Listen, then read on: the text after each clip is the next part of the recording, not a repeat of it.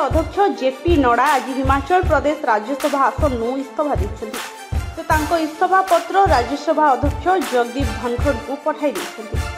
धनखड़ तांको इस्तीफा पत्र ग्रहण करथिबा राज्यसभा संसदीय बुलेटिन में कहिछि। से हिमाचल प्रदेश राज्यसभा को निर्वाचित होइथिले। तांको कार्यकाल मात्र 14 दिन थिला, किंतु गत मास 20 रे से गुजरात निर्द्वंद्व राज्यसभा को निर्वाचित होइछन्ति। गुजरात से राज्यसभा सदस्य रहिबे।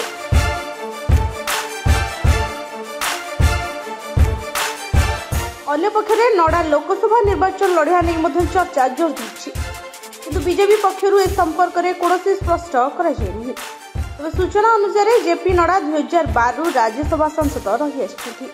Bureau report Bhanjadoot news. एमिति नुआ नुआ खबर जानिबा जोड़ी हे रुहंतु आम चैनल सहित सब्सक्राइब करंतु भंजदूत न्यूज को।